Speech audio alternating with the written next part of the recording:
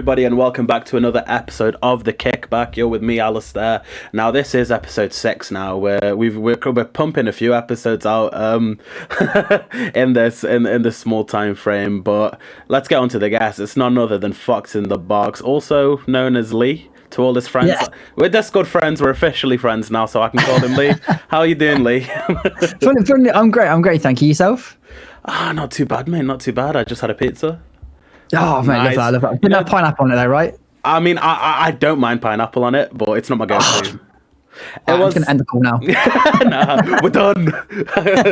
Hey, look, good to see you guys. It was Quickly to say, but you mentioned about calling me Leigh, friends and whatever. You know what's really funny is it's actually flipped in real life, and my friends, RL friends for years, now call me Fox. It's so weird. Oh, so we're not friends? Yeah, it's completely flipped, which is why no one picked it up. Obviously, in the tweet the other day and the little paragraph that I wrote about content and so on, it ended with Fox, aka Leigh, rather than the other way around, because everyone literally refers to me as Fox these days. It's quite funny. I'm pleased to be on, and you've had some amazing guests already, and we've just had a little chat beforehand, and I'm looking forward to just covering a few areas of content, I suppose. And Football Manager and real life and Watford up the horns. Up the horns, of course. But no, I appreciate you coming on, mate. It was quite a quick turnaround, probably one of the quickest turnarounds we've had in terms of a guest from asking to recording, so I appreciate that. But, no, that's fine. Yeah, I guess, we always start with, what moment did you see that made you think football is my sport, sort of thing? But you're a Watford fan, so I'm not too sure if there was any great ones in that department. Watford fan's a funny one. We'll cover that in a moment, I guess. But football is a big part of my family. Yeah. So rumours are, I don't know how true this is because I've never actually asked my mum properly, but a mum and dad come for your first word. Third or fourth or fifth word was goal. So when my mum was a babysitter, so my mum was at home a lot. I was at home a lot as a kid, obviously, and whatever, and as a young child, and then a young teenager. And we always used to have football on in the background. I always remember, and I wrote an article on this years ago about my kind of introduction into football. Yeah. And I always remember the Serie A old Italia, like 90s on TV, one of these big old chunky TVs that was like wider than like half your house. Yeah. And it had an aerial which was like an old coat hanger. Yeah, because the aerial was ruined. You had to fidget with it. I always remember football being on there. Let's say again. You had to like fidget with it depending on the channel. Oh mate, exactly that. So I always remember football being on there, and I always remember Italian football, and I always remember purple and Fiorentina. That's the one that stands out to me the most. So other connections to football in my family, massively tied to Leamington Football Club. Yeah. Even now, like, Leamington Football Club faded away, it sold its ground to a housing development, all shady stuff. I remember all that happening. There's photos of me on the ground with the players, with the likes of Harry Redknapp, who was, for a short period, I'm knocking stuff over. For a short period, he was involved with Leamington Football Club. Yeah. So yeah, loads of photos as a kid, and then obviously when the club reestablished itself. I think I was about 15.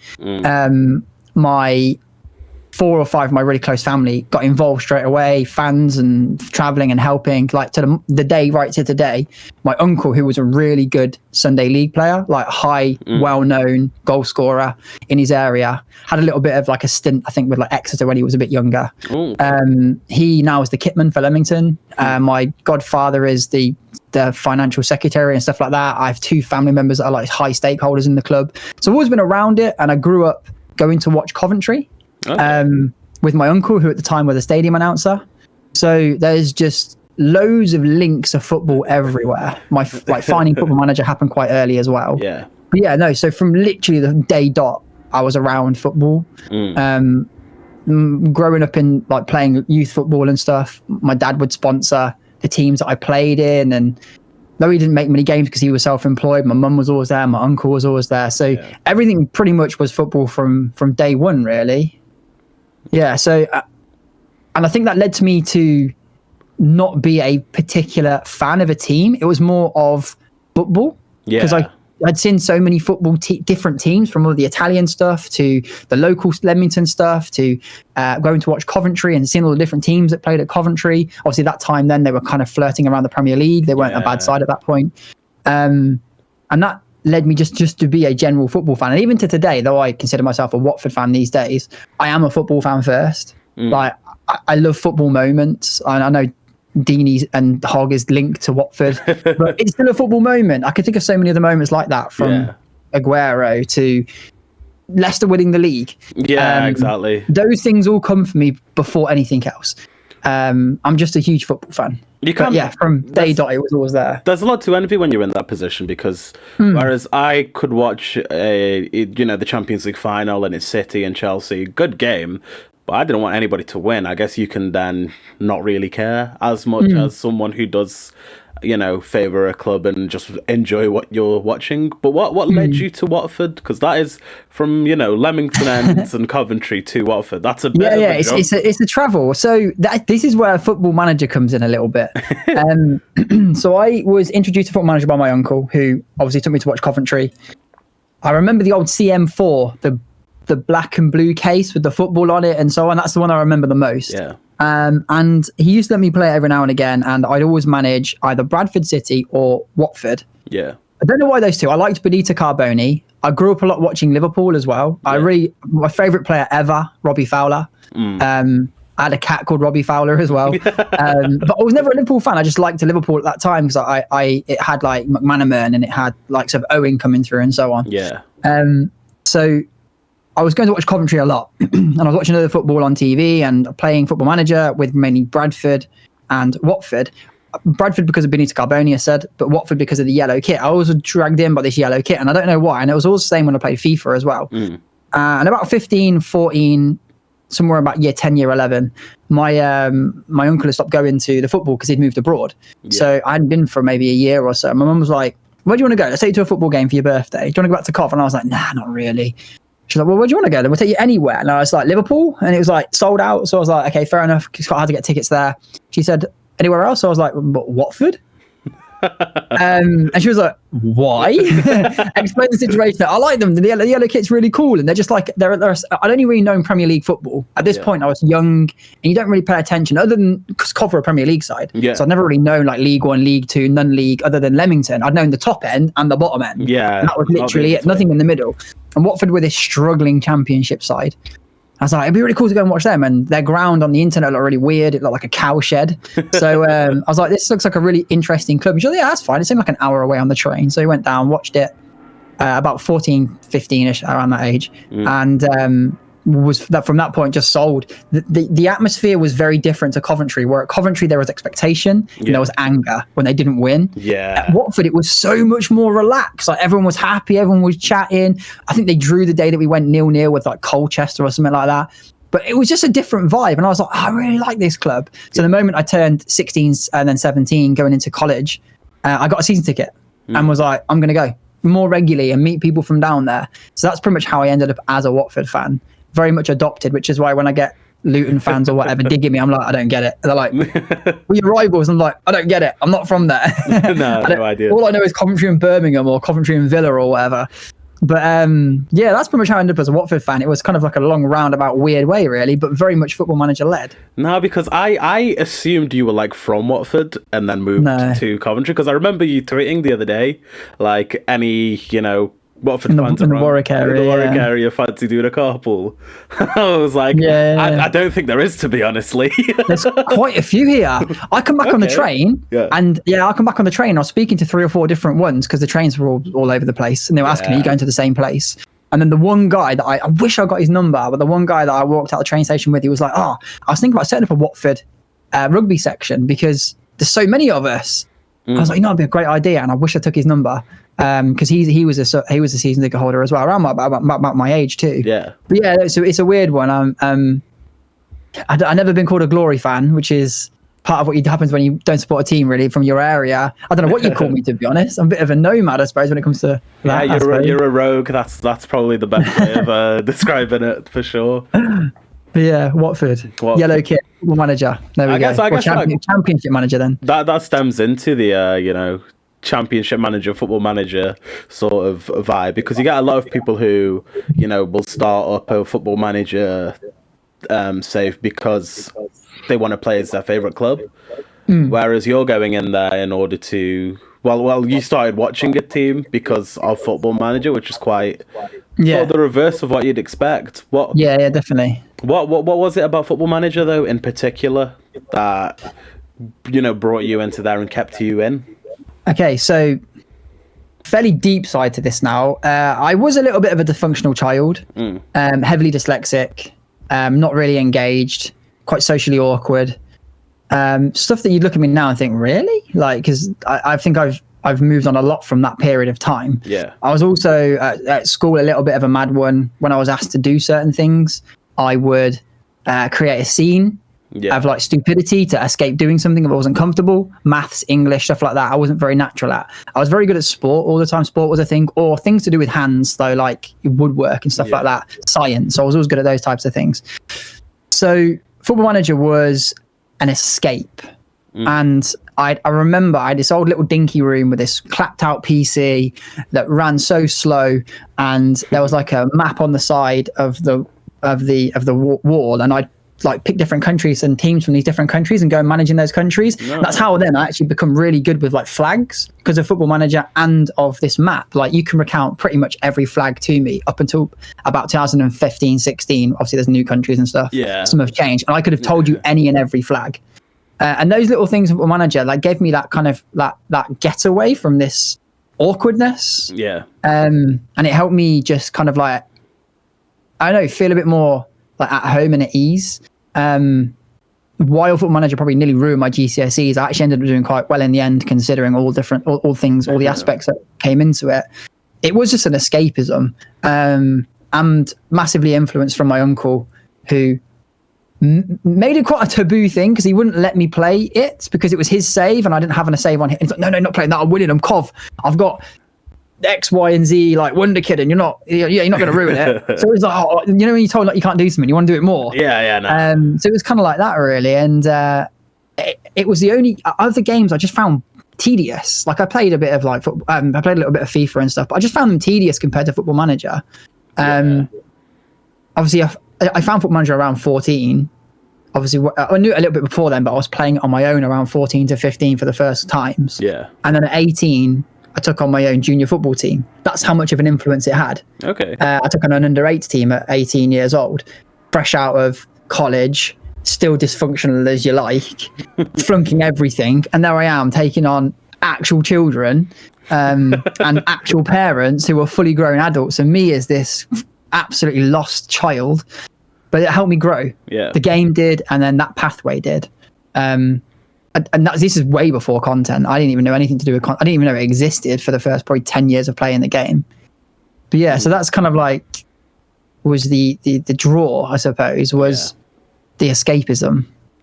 Okay, well, how far did you go with that sort of coaching role? Because I've spoke to Badgie in the past, who's a streamer who he's currently has his own sort of Sunday League pub side. That he's managed a bit less during COVID, but I think the wheels are starting to turn again. How far did you sort of get with it? Did you stick at that under 8? Okay, so this is interesting because this is something you don't really hear me ever talk about because I didn't really need to. So I'm a level 2 coach, was going to be taking my B license, but never did. But is level 2 B now? I can't remember. I was going to go up to the next one anyway. I can't remember. It was level 2 is B, if I remember right. We're talking like 5 years ago now when I did this, maybe a bit more. Yeah. So the junior team, the under 8s, I had them till under 12s.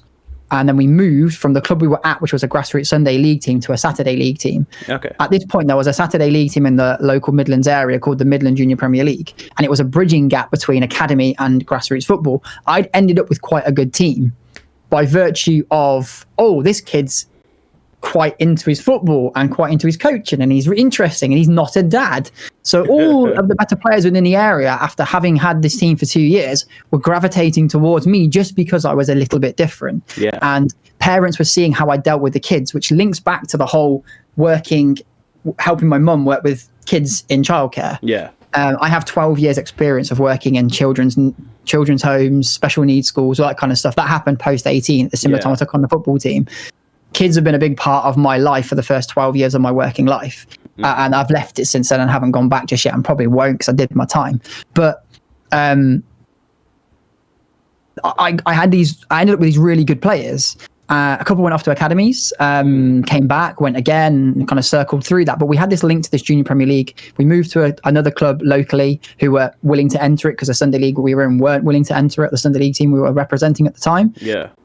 Was with them for a year, and then I had a fantastic offer to take this team to link to Burton Albion as a satellite club, because a satellite club had been established in the area at Burton Albion, and they'd seen the progress that we'd been making.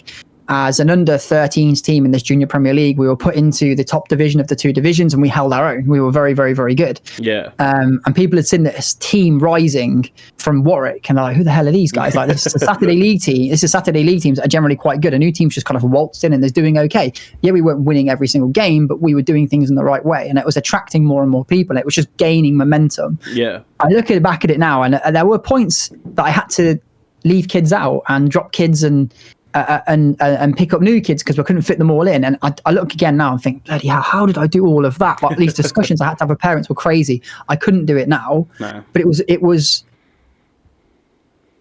enabling me to experience football on a different level, and I was gaining notoriety through doing so. So I ended up doing a little bit of coaching at Coventry, a little bit coaching at Burton Albion, had little links into West Bromwich Albion as well. Got to see some fantastic youth players who are now professionals. Yeah.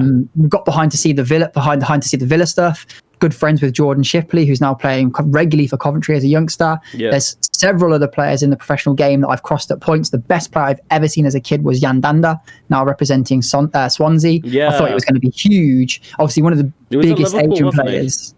Yeah, he was. Yeah, he's from Birmingham. So I got to witness all this and then get involved with that level of football.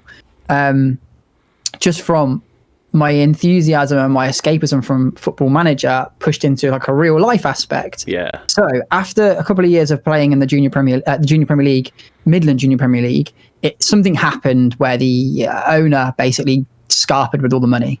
At this point, we're like, okay, what's going to happen here? And I got contacted by a bloke from Bristol who wanted to set up a new league, like a Phoenix League of this current league, because the current league had gone into taking in anybody and everybody, and their standards had dropped. Yeah. Not playing standards, but they're like the club standards. Like, there was lack of welfare care and all this kind of stuff. And I'd recognise this as someone who was working in children's care, that we needed to be better as a league. Yeah. And he liked what I talked about. He liked how I portrayed it in the meetings. And we set up what is now the Junior Premier League, which is the biggest junior league in England.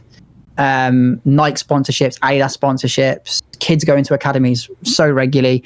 I left it though 4 or 5 years ago now, because I finished football. I was done with football at the time and I wanted to do other things in my life. I have this kind of cycle where I'll go through things and then I'll move on. Yeah. Kind of where I've come to with content now, but it's a little bit different. I think it's more been coming for a while, but we'll get around to that anyway. Yeah. But I experienced some really cool youth football to where even to today, I actually got a message today, funnily enough, asking for a bit of advice about to do with certain football teams and what should I do with my child. This is a kid that I had, his brothers had a kid, and they're like, okay, so you were really involved with the youth football thing. We love what we did with my brother. What shall I do with this? Where shall I take him? What steps should I take? But it's crazy that Football Manager enthusiasm and how it pulled me away from kind of like this dysfunctional youth, and then ended up being something quite real as well. Quite real. And in that time, I actually didn't play Football Manager very regularly because I was going between working at Burton Albion, having my team, which then had moved from the satellite club, because we kind of like outgrew the satellite club a little bit. At under 15s, I wanted to give these lads a chance at a non-league club because they were never going to make academy anymore. We're kind of past that cycle. So we went and linked to Solihull Moors. And then those guys that are under 15s played at Solihull Moors 15s, 16s and 18s, which I continue to go with and work with the Solihull Moors first team. Marcus Bigner, really good time. I forget the other guy's name now. Striker that used to play for Warsaw. Got to know him really well. Darren Byfield. I was his assistant. We worked together with the 18s and the 21s.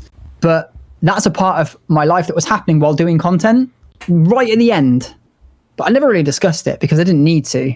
But I think one thing that surprises a lot of people over the years of me streaming, and when it gets into real life football talk and youth football, at how understanding I am of the whole project and the change obviously it's happened in the recent years of going to bio-banding, and now we're seeing players like Mason Mount shine, who before wouldn't have shined because he would have been overshadowed by a bigger player like Declan Rice, for instance. Yeah. So it's really interesting, and I've talked with many other people, like Dave Azzopardi's one, about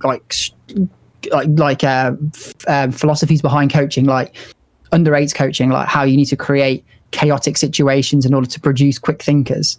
And all that kind of stuff. And it interlinks with my working career and working with children in a vulnerable aspect, to bringing that into then understanding and working with children in a coaching aspect. I think I still have a lot to offer in this area, but I've done my time and I'm at peace with it. And I like to taste lots of different fruits. And I feel like that one's been fully sucked out. I could go into it in the future, but I very much doubt that I will. But it's a topic still that I'm so passionate about and I love to talk about.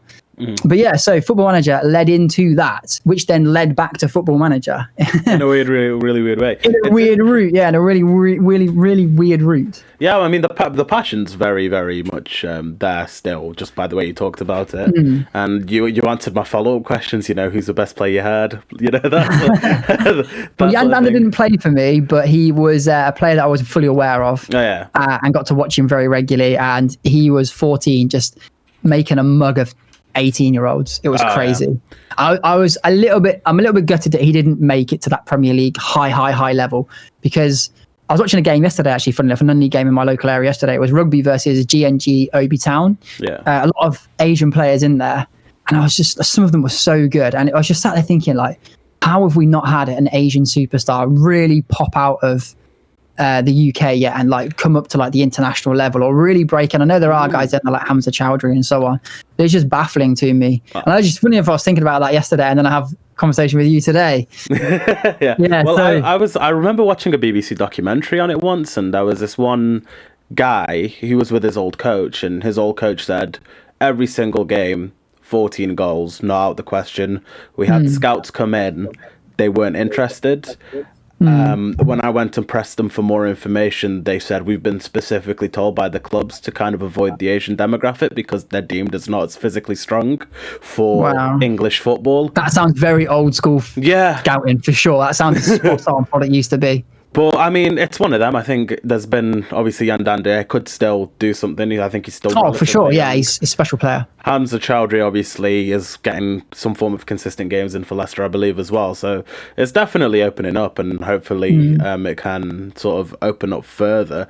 I'm just curious though, because obviously you were working with those under 18s, under 15s, under 12s for such a long time, and you said there was that little bit of crossover between the start of your content creation. What was it? Was it a direct caveat from having responsibility of these children? How did that sort of translate from one to the other? Okay, so towards obviously Football Manager led into then coaching junior football 100%, and after doing it for X amount of years and realizing that I was never going to have such a special group of young men ever again, that made it quite difficult for me to decide, going back down to under 8s and starting again, it might just be different. Not only did I have great kids, I had great parents. And I wouldn't want to go back down to under 8 and start with new parents, new kids, and it not be the same. Because, your expectation was there. And I knew if I did that straight away, that that might end up just spoiling all these memories that I've got. Yeah. I talked about being a bit dysfunctional. If it wasn't for these young lads, I don't know where I would be kind of even now. Yeah. They kind of just kept me on a straight and narrow. I'm not talking about doing anything stupid, but I was lost. I was putting on a lot of weight, and I was eating wrong. I was living wrong, but they were my get out. Obviously, working within special needs and within children's homes is very intensive. I was dealing with some really horrific cases, and I was so young, and I don't know how I dealt with it. I look back now, and I don't know how I dealt with it. Some of the stuff that I've seen and some of the stuff that I've been a part of and some of the cases I've had to deal with, awful. But these young men, and I love it, the fact that I'm still really good friends with several of them. Yeah. And they're friends now. They're not young lads that play for me anymore. They're 22, 23 years old now, and they are friends of mine now. And they were really just great for me. But as it came to the end, I didn't really know or want to lose this great rapport that I built up with them by going back, doing it again, and it not being the same. Yeah. So I hadn't played Football Manager for a few years because I was so busy doing other things. You're playing it in real life. Yeah, pretty much just playing it in real life. So I was kind of like fully footballed out. And then one of the guy that always used to coach with me, who's doing my goalkeepers and stuff, we just got a network save going and we got playing Football Manager again. And I was like, bloody hell, I've missed this game. I attribute so much to this game. Like the whole journey that I'd just come off the back of, that whole kind of like...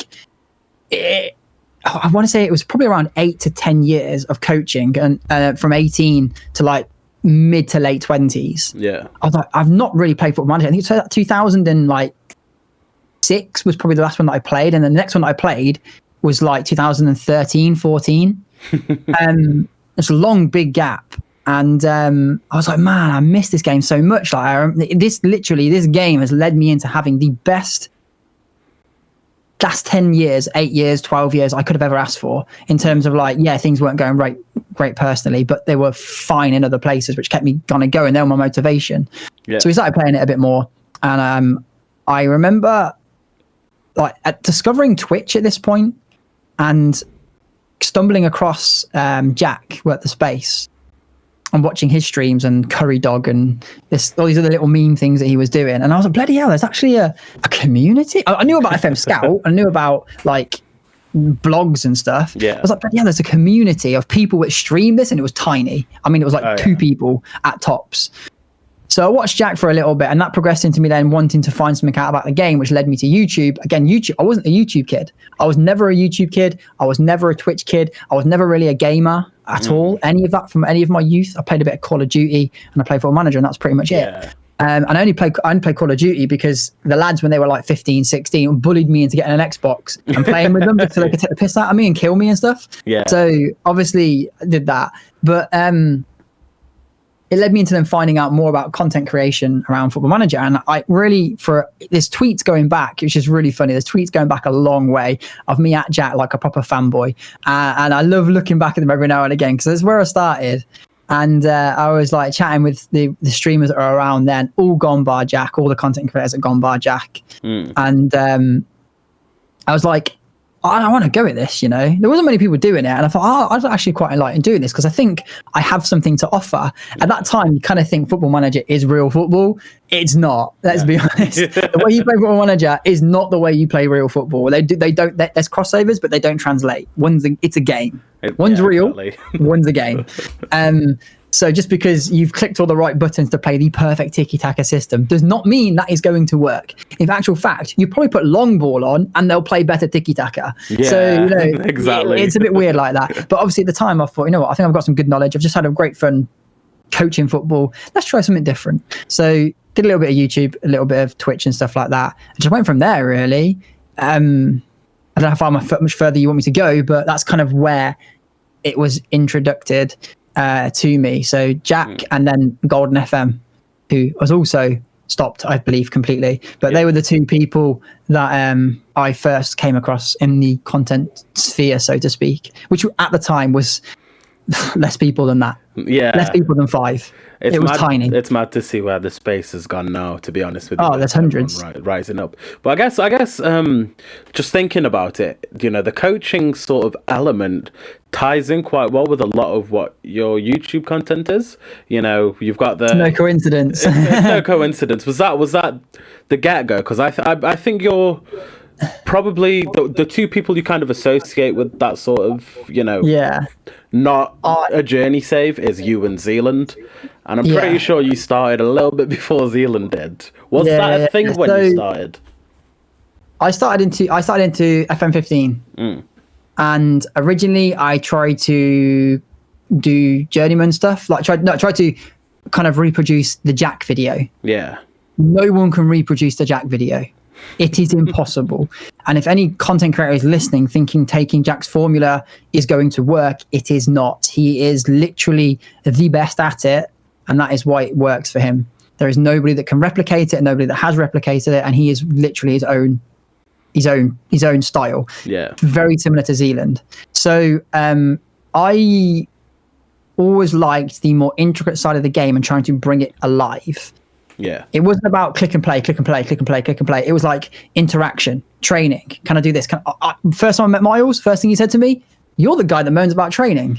Because he knew, because I was always harping on about training just being terrible, the communication side of things being terrible. Obviously now it's a lot better. Yeah.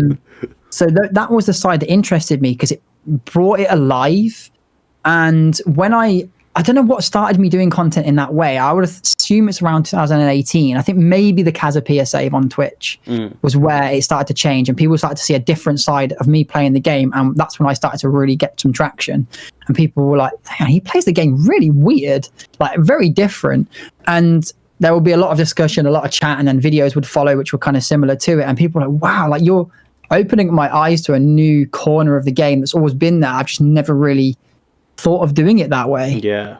Like gaining those tiny incremental gains from just praising a player's training. Yeah. Little things like that. Stuff that, credit to them, and as much as I hate to credit some of them, because I'm not in with the bloggers, I find some of them to be very edgy and not nice people. But that would be a whole different topic and subject. They were on that kind of stuff. And that's where I hadn't picked it up, but I'd learned little pieces from that side of it. And I thought, no one's doing this in video format, like literally nobody. So I started doing it, and it really, for the size, it really did really well. Yeah. And I don't think, well, Zealand kind of admitted it the other day, said I was a bit of an inspiration for him, but I would love to think that that's where his content style came from. And I think I can confidently say it is. And that makes me really happy, because he is a really good creator. And there are other people that have followed a similar pattern now, Omega Luke, for one. And I'm sure there's more that I haven't even seen. Yeah. And they are following a style that I thought early doors was the way to go for Football Manager content. And I think more than ever now that the journeyman style saves are very much not what the majority of viewers are interested by now. I think there's a bigger portion looking for tips, tricks, and guides, understanding the game a little bit more. And I'd like to think in some way I enabled that to happen. Maybe that's selfish. I don't Maybe think I'm it thinking is. too. I mean, I'd like to think that was part of it, though. You just said yourself that no one was doing it, and now people are doing quite well at it. So I think you can give yourself a lot of credit for that sort of thing. And I agree. I think the journeyman save, I can't see anybody really gaining traction from that, because you've already got Ben, Work the Space, Kevin Lelujo, who obviously are doing that. I mean, those guys do it really, really, really well, and I'm not saying that they can't do it. Those guys can do it. They have the audience size to do it. They have the backlog of videos to do it. I think people starting now aren't going to gain much from doing it that way. No, they need to be more interesting. Yeah, 100%. And I think, I mean, every sort of content creator in the FM space is pretty much streaming as well. And I think that's you've got a crossover. So I think for content creators in this area, which I've learned, is the four corners. And you need to have four corners in order to grow that middle platform. So you need 2 social medias. Discord and Twitter are probably the best 2. A community in Discord that you're visible in every single day.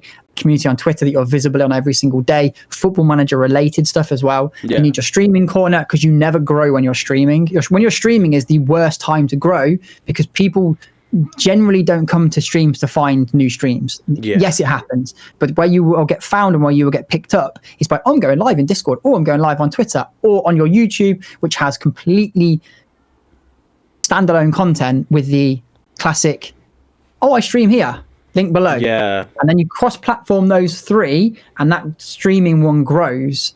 And that's therefore, if you haven't got those 4 corners as a content creator, you are straight away doomed to fail. Now, this is unless you have like a viral hit or something like that.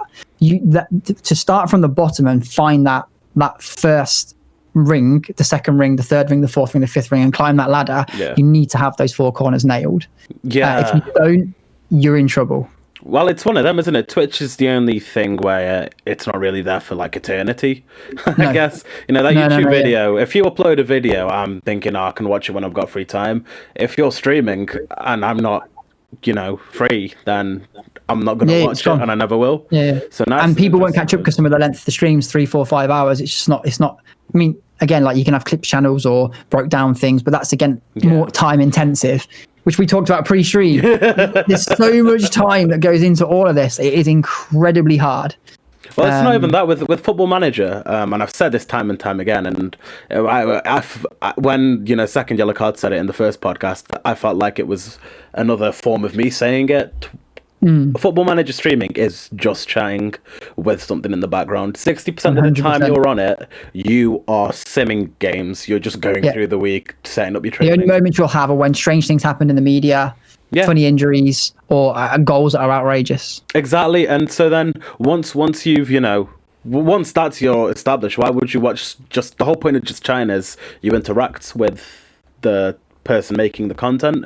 If you're not there for it, then there's little incentive to go back, because and it's the best thing about streaming Football Manager, in my opinion. You get such a good opportunity to have them interactions and build a community, which is something that I think personally the FM community just shits on everything else out there. No, it's the reason why I stream, because it's addictive. Yeah, exactly.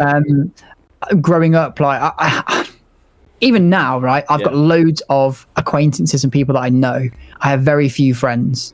I probably speak to people who come into my streams more regularly on a daily basis than I speak to my actual people in real life. Yeah. That and that's the thing that drags me back in. And I actually am invested in what they do, and I like to hear about it. Yeah. No, you bang on. No, it is a just chat. It's one of the most boring games to stream ever. You need to have a little bit of spice in your personality. If you've not got someone that's making you giggle, making you laugh, got a good convo, then you're off to a bad start. And it's one of them as well. Like, I mean, my Twitch, all that are nowhere near the size of yours. Like my peak, because I took a long break because of various reasons, but when I was at my peak, I was pulling in like 10 viewers, and like when one of them got a job, we were all fucking hyped. When one of them aced that exam, we were all hyped. Like if I'm playing FIFA or Rocket League or whatever, Fortnite is probably the most popular, I'm not looking at the chat. I can't afford to look at the chat, which is it's all gameplay. It's what the FM. It's what makes FM so unique, and I think that's why you have glorified spreadsheet. There's nothing far from closer to the truth. But for you, I am curious. What, in terms of the chicken and the egg scenario, was it streaming that came first for you? Was it the YouTube content that came first for you? I think it was YouTube, because I couldn't stream because I had an upload speed that was dreadful. I think it was still dial-up at the time. Go on. But no, I think it was YouTube ever so slightly. I mean, like by months though. By months. But streaming was the thing that I always enjoyed more. But from day dot, I realized that streaming doesn't help you grow. No, you need being live for 10 hours doesn't help you grow. Having 10 hours of video content does. Yeah. But it was also that side of YouTube that I quickly began to dislike for many reasons. Many reasons. But yeah, Twitch came second, but was definitely... It is still the one that I probably am more attached to than any streaming. And I think that's what sort of brings us together, obviously, from the streams that me and various other people did. Wasted Possession grew, and obviously we hosted the draft similar to the Streamer Showdown, and they were a big inspo in that. We just kind of took it, made some tweaks, and made it more available to people, because obviously we don't do the invite. And I was just curious, obviously from that sort of bigger streamer stratosphere, you hear stories about how, like, I remember Ben talking about how maybe a couple years back talking about, there needs to be more collab in the space. There needs to be X, Y, and Z. People need to work together a bit more, because that's what FM's lacking generally compared to, I guess, communities.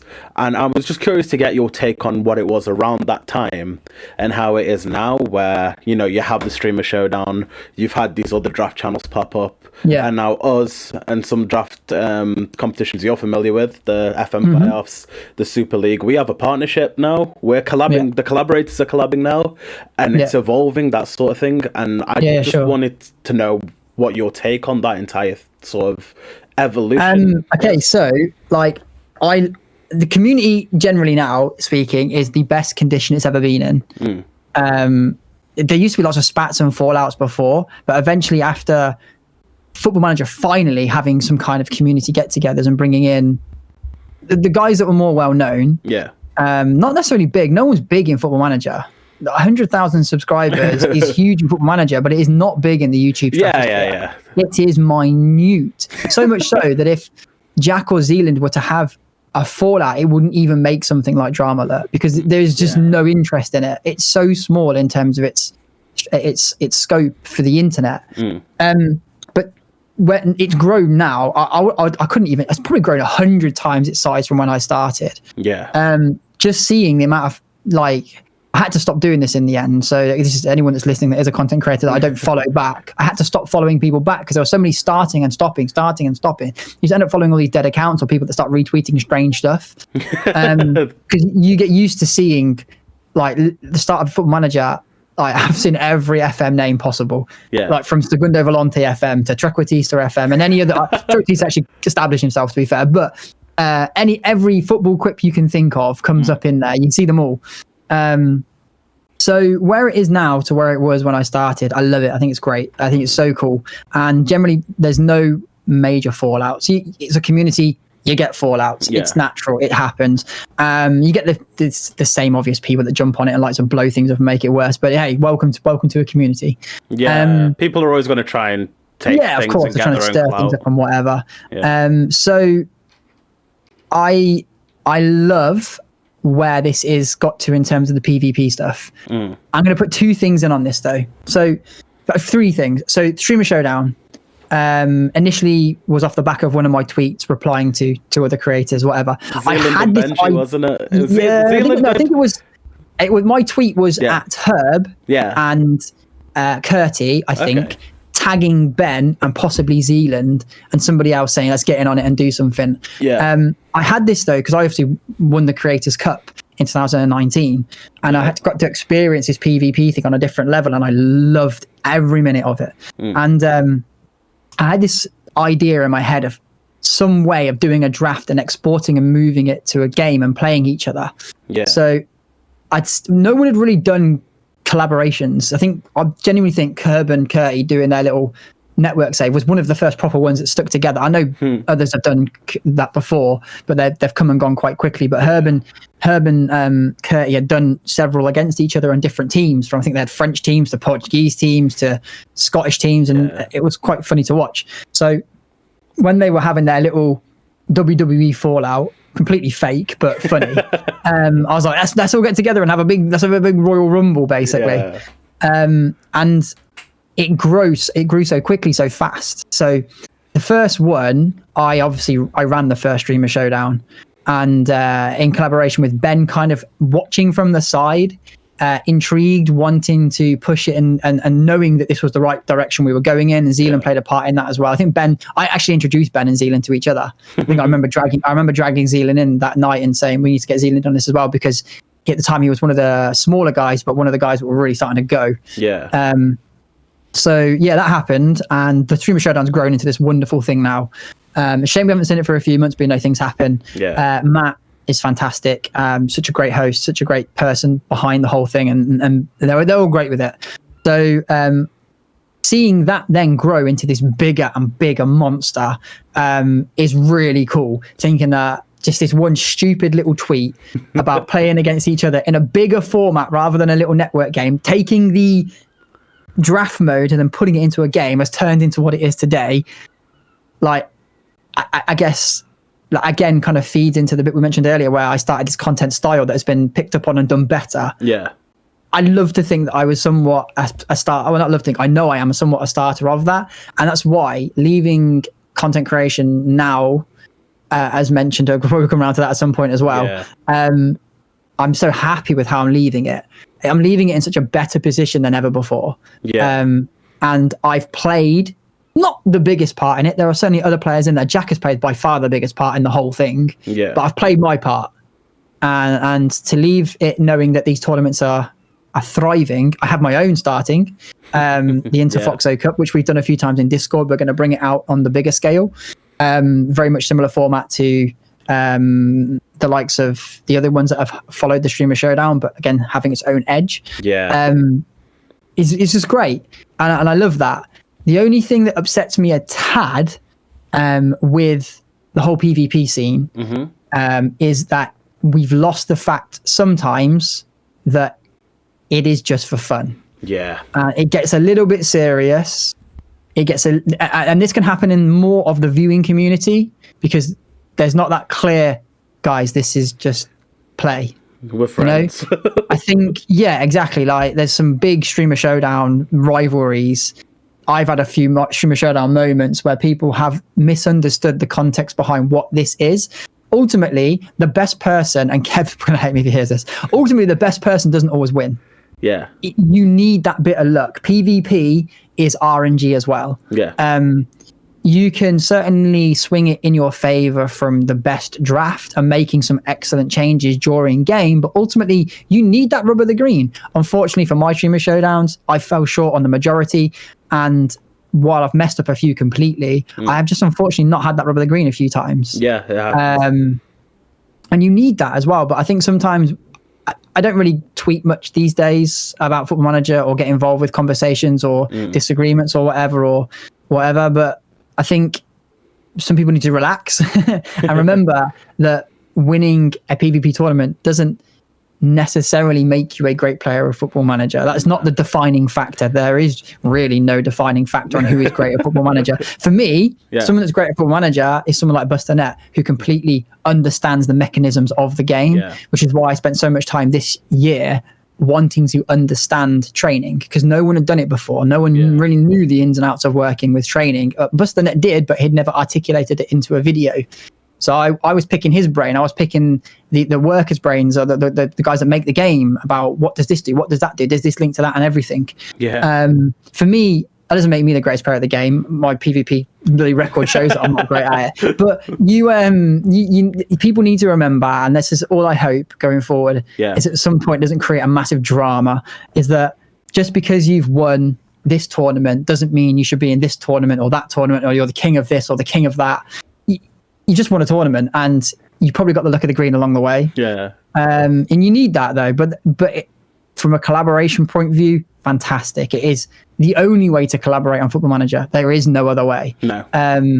Few people have done it differently on videos. I remember Luke doing one where he was set challenges. That's quite cool, a good way to collaborate. But mainly it's through having multiplayer games. Yeah. But let's remember that. Let's remember that it is just for fun. Yeah, and I think that's what dragged a little bit of the enjoyment of PvP out for me. Yeah, is I found it towards the end of the showdown stuff, I found it very intensive. Not from the creators involved, but from the audience's viewing.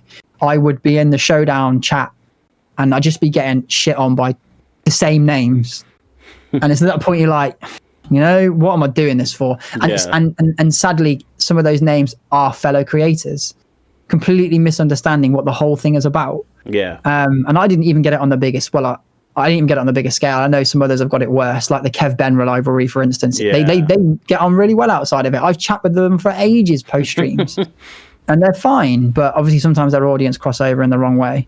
Yeah. But yeah, no, just people need to understand. Let's help the viewers realize that it is just for fun. Yeah, exactly. I mean, we've been quite lucky. We haven't had any dramas in sort of the wasted possessions. I think we maybe climbed that hurdle. Yeah. But you know, you can all slip back down. Exactly, and you have to keep your wits about you. Obviously, we always behind the scenes, obviously, with the creators talk about, you know,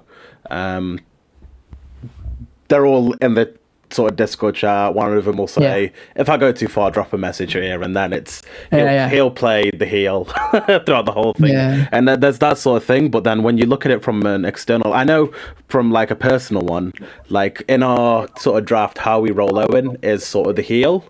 So we were finishing up a draft, and somebody said, "Go raid Owen."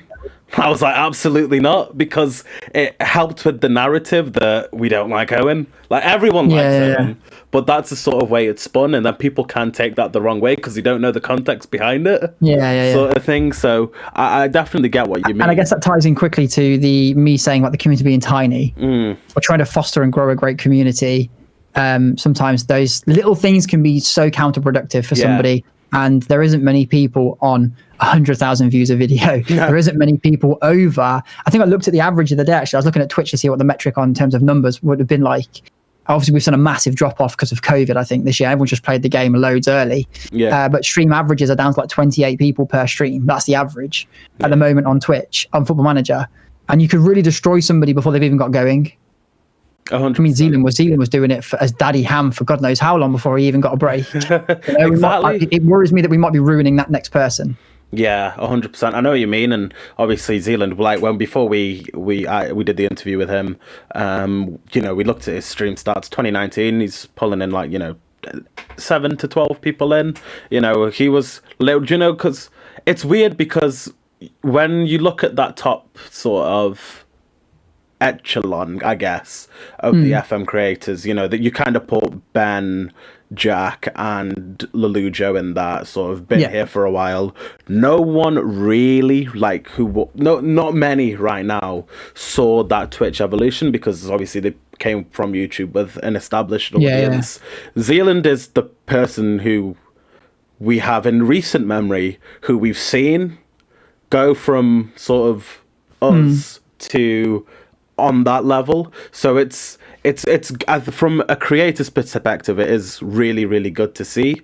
But I guess it's inspiring. Yeah, 100%. It makes everyone realize that actually it is possible. Yeah, everyone thinks that could be me, sort of thing. But there's you need to study and ask Zealand certain things of how he did. I have my speculations on how he did certain things, but he did them all correctly. 100%. I'm not saying speculation in any bad way. He nailed certain things that I had recognized and didn't nail, and then stuff that I looked at after and thought should have done it that way. Yeah. It's great that someone proves that can happen. It gives everyone that sense of that hope.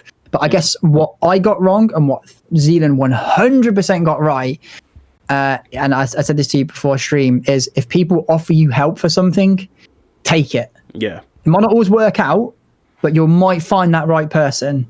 And Zealand has a great network around him, and that's what has enabled him to remain himself, remain enjoying his life while pushing his content.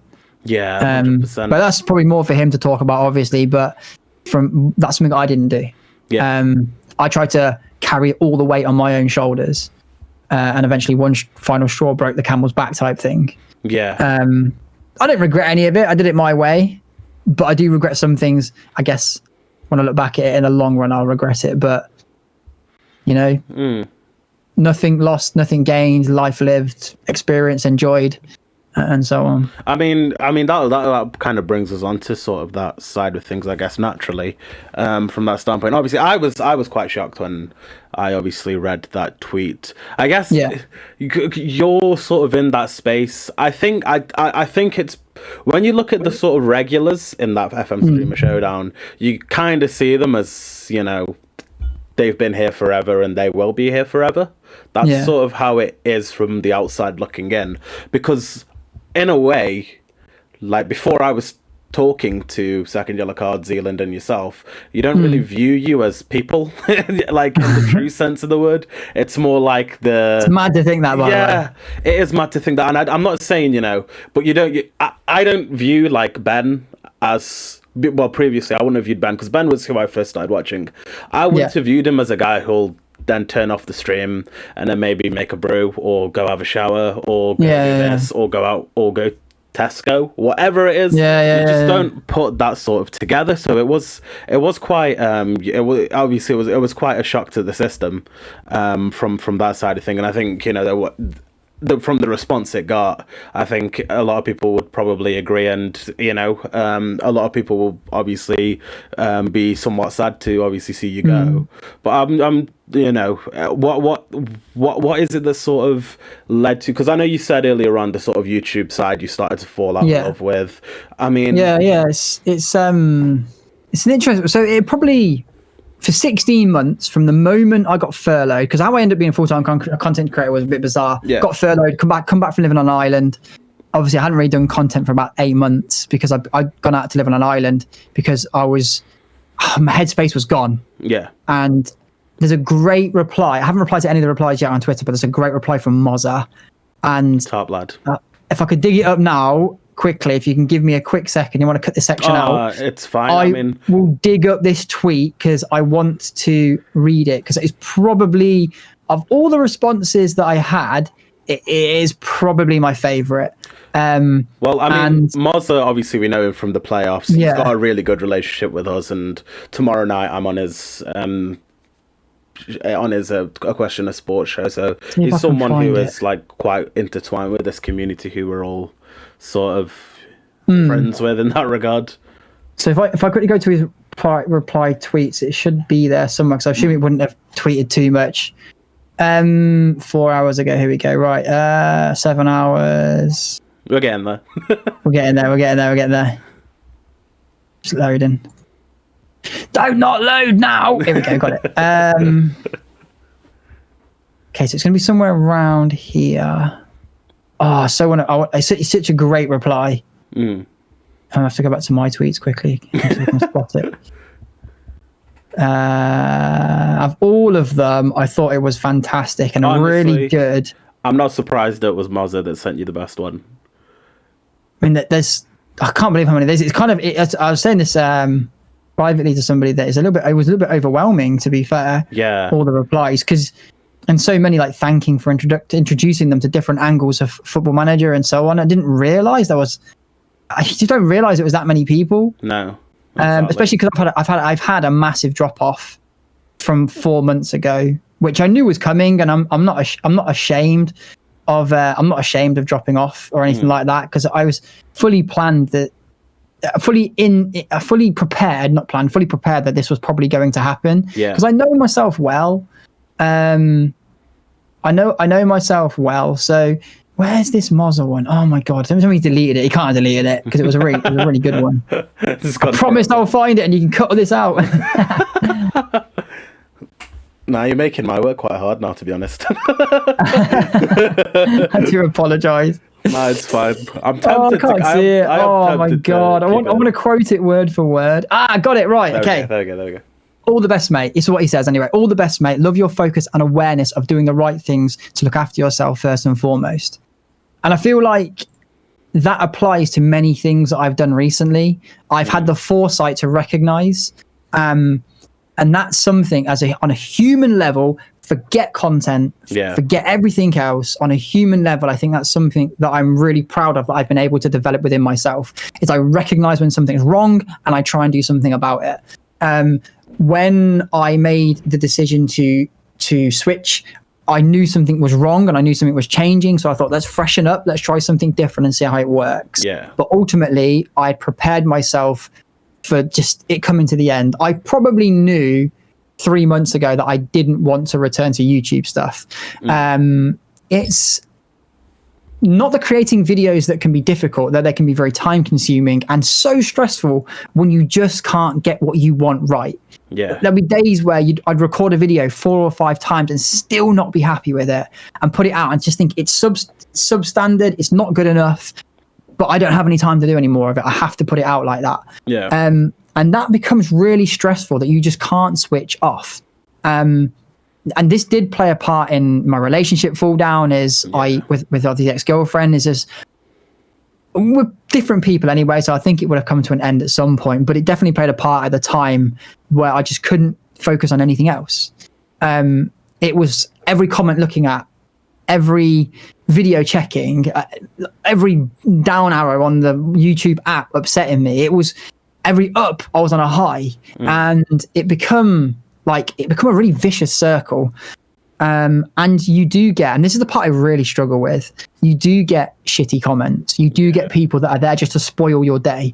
And I've heard other content creators say this as well, and I've been in chats when we talked about this post stream downs, showdowns and whatever, is that person will probably just turn up, put a stupid comment in there and then never return or look at the replies, and they don't care. They literally don't care, but that could completely ruin your day. Yeah. And though for a long period of that 14 months, I'd nailed it. I got it so well down.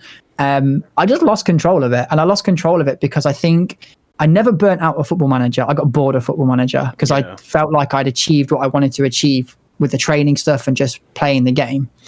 I didn't burn out a Football Manager, but I definitely burn out on the content side because I just didn't let it ever turn off. Yeah. And that's when you begin to realize and you begin to accept this isn't for me.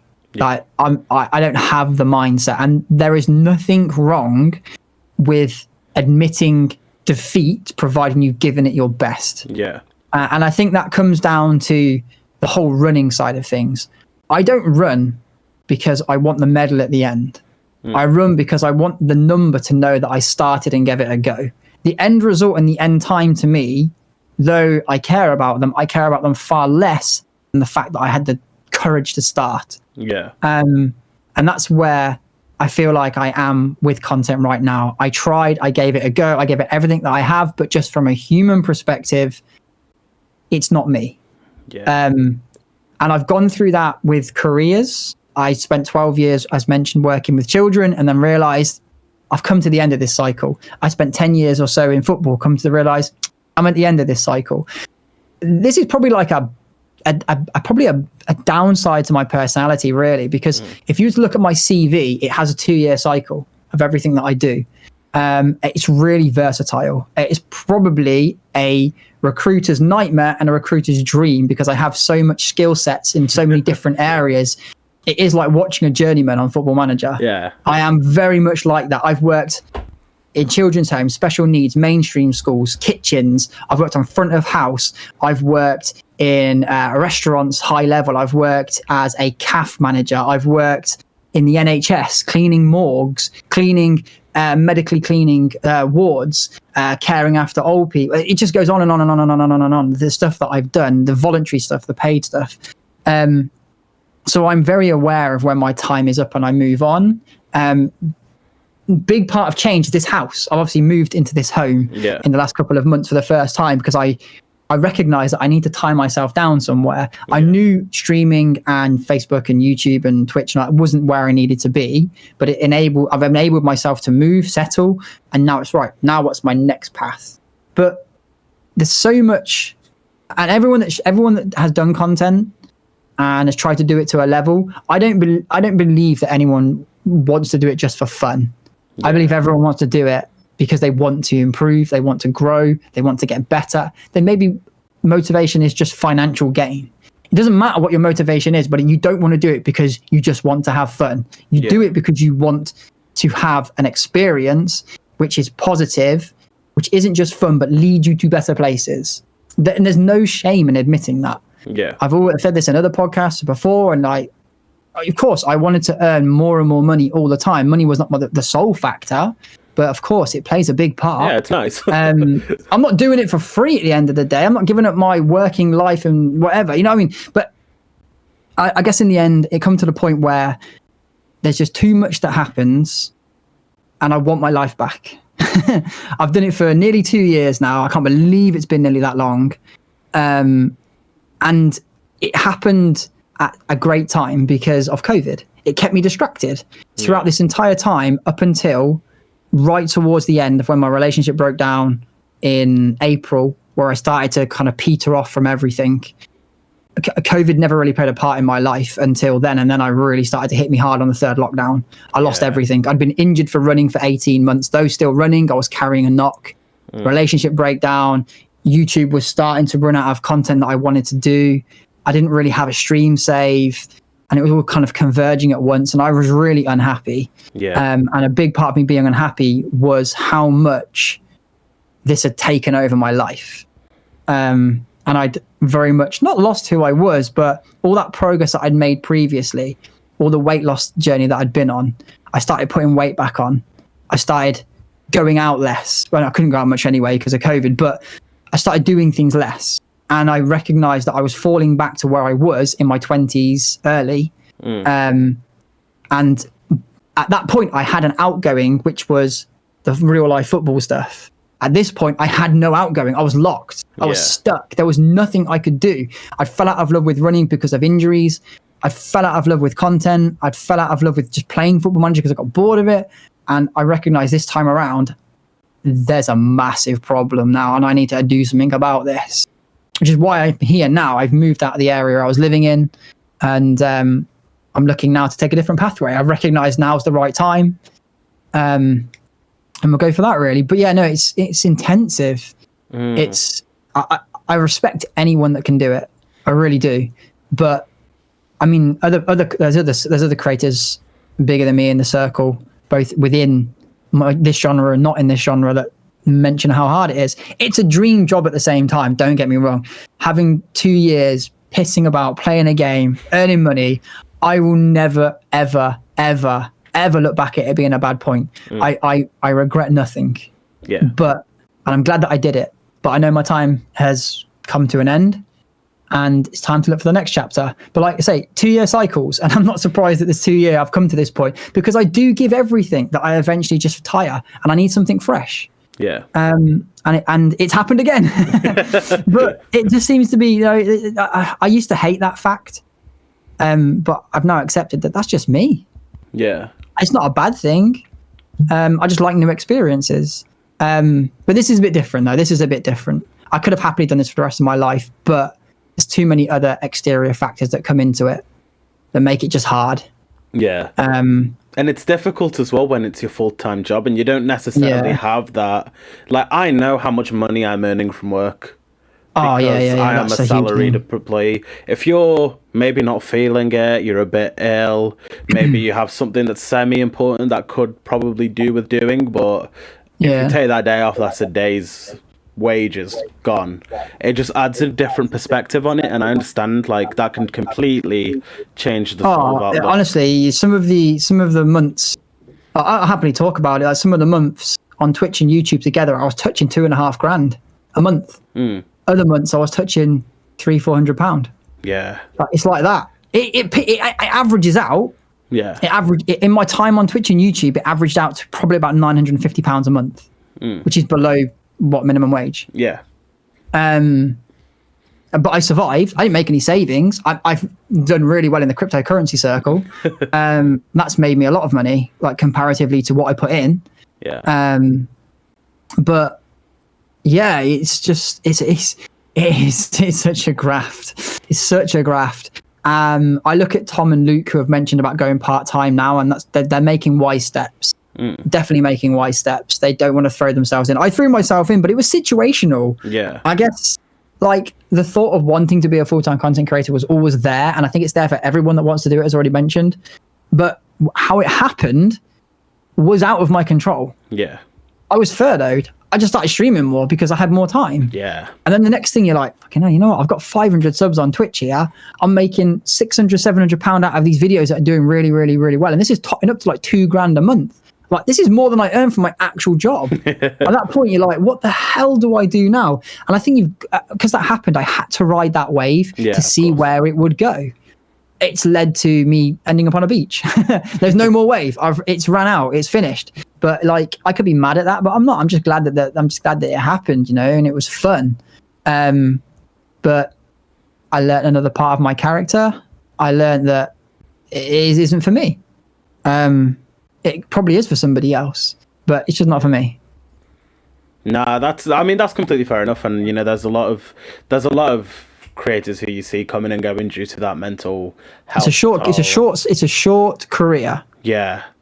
Even people that are huge. I've only been in it for a year, and there's already been a few people who were either up and coming and you're thinking this guy's going to be a partner someday, or were someone who was in your sort of, I think every small streamer now, because I'm not sure how it would have been when you started, but every small streamer, there seems to be just separate circles, and it's purely because these guys stream at certain times, so they raid each other because they're available, and then that creates a relationship and swallows. And there's people that were sort of in my sort of circle who have just gone. I've only been in the space for a year. Yeah, sort of thing. That's a high turnover. That's what I said earlier about following people back. They're just they come and go. Like, if I was to literally have followed every account back in the time, I probably would have had about 3,000 or 4,000 dead accounts. Yeah, it's been that there's that many people that you see. It's like it's a running joke between some of the higher creators that around this time around the September time, you get followed from all these different FM this, FM that. Don't put FM in your name. No, don't. I took mine out very. Whoever you are, quickly. don't put FM in your name. You will regret it. Do not put FM in your name. Because you can't branch out. You're stuck. You've boxed yourself in. Yeah. But yeah, no, it's been fun. It's been tough. It's been a delight. It's been a nightmare. Everything you can think of, every emotion possible has happened within these last 2 years through this. Yeah. But I don't regret any of it because it leads me to my next journey, and it's just the way that my life has kind of panned out since leaving working with children, which I did for so long, and I've just gone from experience to experience. Even then, there's not many people who can go on the way out and think, I could do this financially. That's not the issue, because that's what the issue is for a lot of people. Like you just can't. Yeah, I mean, I'm paid well by Facebook. Yeah. If I was to push and do really well and push, I would earn more and I'd get a better contract and whatever. But two factors. One, as mentioned, I can't do it as much as I'm being asked to do it now. I don't enjoy it as much. And it makes it hard. And my community didn't really totally buy into the Facebook move, which is fine. I kind of expected that. Yeah.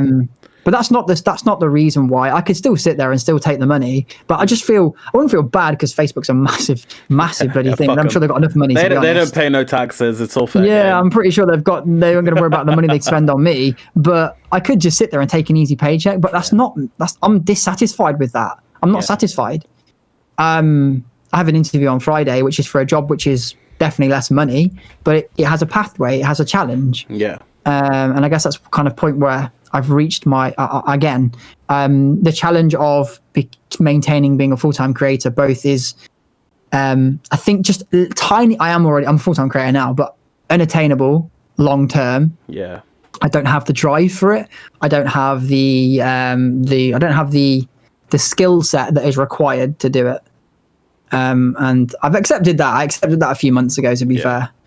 But yeah, there we go. But I'll say this now, anyone that's listening that is an upcoming YouTuber or wants to be an upcoming YouTuber, DMs are always open. You're welcome to hit me with some questions. I will always feedback. I believe my experiences have certainly got a good knowledge base and a good foundation of what you would need to do from the offset to get it maybe better and maybe right. But building an audience in Football Manager, which is so niche, it's really hard. I had to delete a comment off my YouTube the other day. I mean, I get some weird comments. I had a comment like 2 days ago. I was on another podcast and mentioned it. Some guy found one of my videos from literally 8 months ago where I'm wearing a Celtic shirt, and he just gave me anti-Semitic abuse. Fucking hell. So it's like you're like, why? Like, this is 8 months old. I was just like, and again, I just deleted the YouTube app, so I couldn't see it. I thought you meant deleted the comment. Yeah, well, I deleted the comment as well. Yeah, because it was anti-Semitic. But it's just like, why? It was such a weird thing to do. Like, why do that? But that's people's mentality, and that's the stuff I can't really deal with. I find that really hard. Obviously, after the second streamer showdown, I had a massive trolling thing. I don't know if you were around or kind of knew what happened, but some guy got hold of my family's Facebooks and stuff, and it was awful. Oh, okay. I didn't hear about that. Yeah, absolutely awful. Probably the worst situation I've ever had within like the internet space. We got over that hurdle though. It's fine. I think it helped me a little bit in a way because I tightened up a few nuts and they couldn't then find things. But I had a comment the other day on another comment on the YouTube that I think was like yesterday. I had to delete it because it was very aggressive, but what the context in it was very true. And it was saying along the lines of, maybe you can't be obviously they didn't know I was obviously a full-time content creator. But it was a video about a year old now. And at the time I probably wasn't fully committed to it, or I was, but it was very new. And the comment was along the lines of, paraphrasing and not taking out the fairly aggressive words, was that maybe you can't be a full-time content creator because Football Manager is too niche. And that's why there's only like 5 of us, maybe. Yeah. And that's why, because it is very, very, very niche. Yeah. But obviously, as we mentioned ages ago, the new turn of content that's happening, and Zealand's taken that little formula that I had and just grown it exponentially. And then obviously there's other ones doing the similar type of thing. That's going to help you. But it is still very, very, very niche. But yeah, so here we go.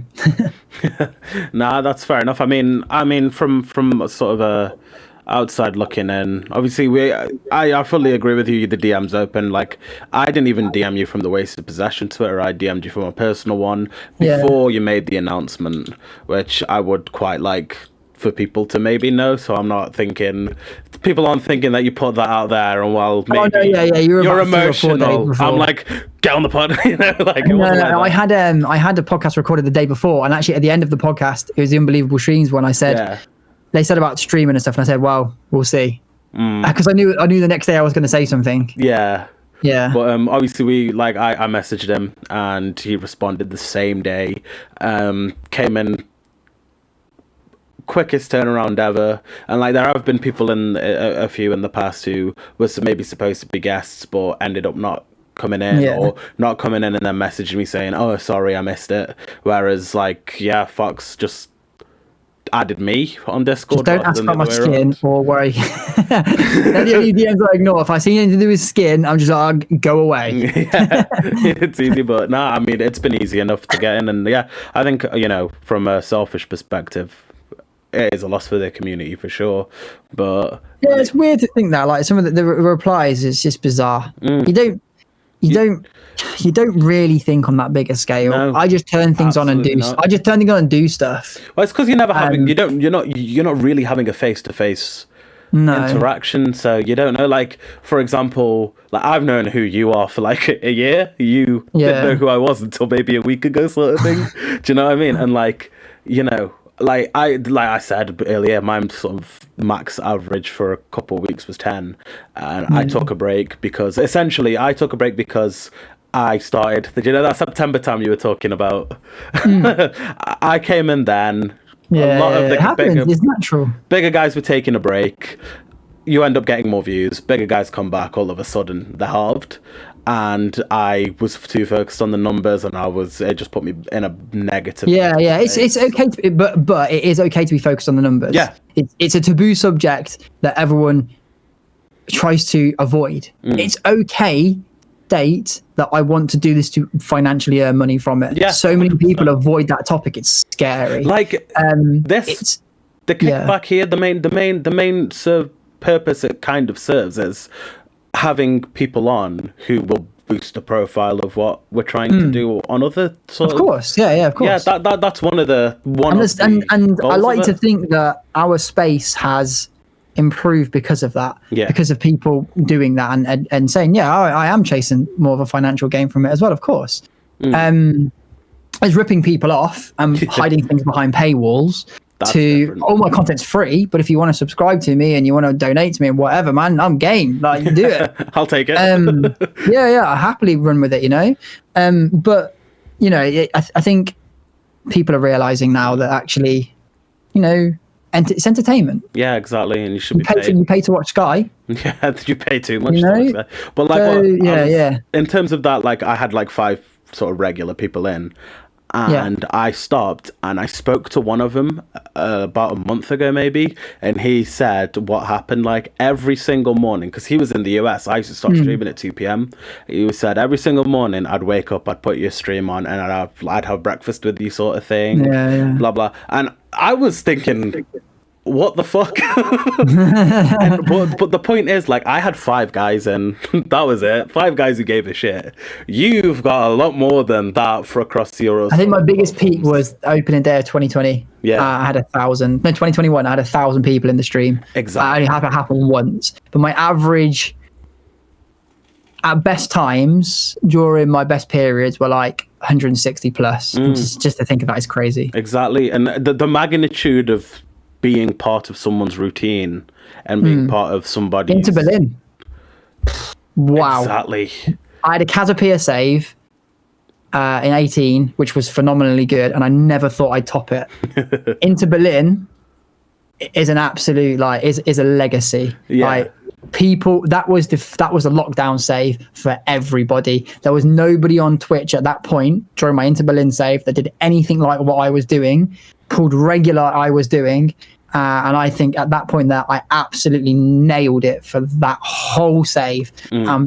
People were completely in on Into Berlin, and I have so many memories from that save. So many. I mean, it's not behind me actually. I've got the shirts and everything. There's printout stuff of it. This guy here on the side, Igor Botagin in the FIFA card. That was my greatest player from Into Berlin. Inter Berlin badges on it and everything, but it's that is my crowning defining moment. Maybe with the training series, that is my crowning moment though. That's and a moment that I'm so happy that people had a distraction at an awful time. And I was able to do that for that awful period for people. And people talk about this. People talk about the Caterpillar save still now. There's still people that quote it. There's still people that talk about the players. Into Berlin is that times 10. Yeah, very proud of that. Yeah, very proud. Yeah, and I guess that's just sort of that's like the big jewel on the legacy. And there is, I think you if you didn't know before, you definitely know now that there is some form of legacy. A lot of the replies to the tweet were to do with Inter Berlin, and names that I'd never seen tweet me before. But like, I was there for all the Inter Berlin series, loved it. Thank you for the time over that horrible COVID period when it opened, when it all started. It's mad. It's like crazy. I said, it was just a perfect, for me, it was the perfect storm of everything. Yeah, everything just meshed into one. That was like it did. Yeah, that was from like being furloughed and thinking I'm in trouble here, to then getting people through. That save went on for I think 10 months, from getting people through that first initial COVID period. Yeah. Yeah, really proud of that. It was a good thing to come about where people could just switch off, because there was so much uncertainty at the time. Particularly like from my standpoint, I had exams around the corner and I didn't know. Oh, really? That was like, am I going to have to reset a year? Am I going to have to? And there was things like that helped pull through. And I think everybody's going to have that, going to have that thing, you know, whether it was, you know, I am more at risk than other people, I need something to get me through. That was a really, really big contribution, especially in the FM community, for people to kind of get that. So I think, you know, yeah, no, I'm very proud of that. I think, like I say, I will return to streaming, not nowhere near as I do now. Yeah, there will be streams in the future for sure. Like they'll pop up randomly. Once I've settled down and moved jobs and settled in, I'll find a little bit of a routine. Running's got to come first, unfortunately, because at the minute running's like third. And my running coach says something which is really interesting. Yeah, and that you can do three things well or four things poorly. Yeah. So you got to look at like your life balance, really. What dominates it? What's number one? What's number two? What's number three? And sometimes this whole content creation, YouTube can be one, Twitch can be two, Twitter and Discord can be three. It's like it doesn't take up one slot; it takes up multiple slots. And then you got to find life, living, eating, breathing, sleeping. Those all come under the same thing. And then you've got to what other stress releases do you have to do? Because when a game becomes your livelihood, it's no longer a game. No. It's a job. And that's where, like, I've had loads of comments about this, like, oh, you play the game loads there. I'm like, actually, no, I probably play it less than you lot do. The general viewer will play the game way more than me, because I won't play it when I'm not streaming or recording, because I don't want to, because I don't want to get bored of it. I don't want to burn out of it. I never have any of the saves outside of my content saves. Never. So when FM22 comes around and I start up that first save, it will be the first time in years that I just have a save that I can play. Yeah. How weird will that be, not having to just like... It'd be really weird. Narrate everything. I'm thanks to sharing it. But yeah, no, so there we go. There we go. Well, I think that kind of ties everything in, and obviously best of luck to you and whatever it is that comes next, and hopefully we do see you in the future at some point. Maybe when it running content. Yeah, London Marathon, baby. Let's go. Well, 2022. That's a big thing as well, though. Well, I don't think I was watching on stream today. I rewatched. There's a moment in my whole entire streaming life which will always remain as my most real moment. A lot of the stuff we do is acting. A lot of stuff we do is bravado and fun and whatever. Though everything is normally me. Yeah. I was never really Fox. I was always Leigh first. There's one moment. So I made a video. This goes back to the YouTube stuff, actually. It's probably actually interesting to mention. Yeah. So I made a video about wanting to lose weight. It was a real life football video, and it was in 2015. And this is when I just started YouTube, and I was very, very, very heavy. It was a photo on the second tweet I did yesterday. And I was running and turning and so on, and you could see how heavy I was. I was 18 plus stone. And I talked about wanting to lose weight and stuff like that, and I got 3 disgusting comments in that video. Yeah. Awful comments. Awful comments. And at that point, I nearly give up then, but I thought, you know what, I'm going to do this. Yeah. It didn't drive me straight away, but subconsciously it drove me. And then 2-3 years later, I then started my little running journey to where I am today. Down from 18 stone to 12 stone, running 10K in an hour and 15 minutes to running 10K in 38 minutes. Yeah. Running half marathons in 2 hours to running half marathons in 1 hour 20. Running a marathon in 6 hours to running a marathon in 3 hours. Obviously, the thing now I need to do is get under 3 hours for a marathon. Yeah. But with all the stuff that goes on in life and all this content stuff, that stuff was getting just knocked to the side. I have the biggest opportunity of my running life next year to run. I'm not running it this year, to run next year in the London Marathon. And I want it to be a success. But this video that I made, I rewatched it on stream exactly about 6 months after I made the video exactly 5 years. It was 2015, the first one, and I made a follow-up video in 2020 talking about my running journey. And it made me a bit emotional making it, but it was fine. And I rewatched it 6 months later live on stream. It's actually a link hidden on my YouTube channel, and we watched it today because it's an unlisted video. And I just burst out crying on stream. It is like pure raw emotion. Of me rewatching this video that I made 6 months earlier that was about a video I made 5 years before, and about that transition from going where I got to, where I started to where I got to. And that moment, I'm glad I still have it, because that is a huge moment in my streaming life, and it hits me right in the feels. And just rewatching that is just wow. And that I'm glad I have that moment. Content gave me that moment. I would have never had that moment otherwise. So there's so much I can pull away from it. Not only have I think I've left a positive footprint around the place, there's so much I can personally take away. And, you know, it's part of my history. Yeah. It's part of me growing up. It's part of me where I am today from where I came from. And those are memories that, whether you are the biggest streamer or the biggest YouTuber or the smallest, they're memories that can be made, regardless of you having 150 people or 5 people. If you can make memories something you can pull away from it, that is a success. 100%. And there you go. There we go. I mean, that's a really nice comment to end it on, I think. And we'll get into the hour and a half mark as well. But again, thank you, Leigh, and thank you for the transparency as well. Is I think we covered some really good stuff and put a lot of things into sort of perspective, and I appreciate the time. That's fine, man. I appreciate coming on. It's good to talk. It's good to go and give feedback. Like I say, those DMs are open. Anybody that maybe want some advice, but even if it's running, man, I give out more running advice than Football Manager advice these days.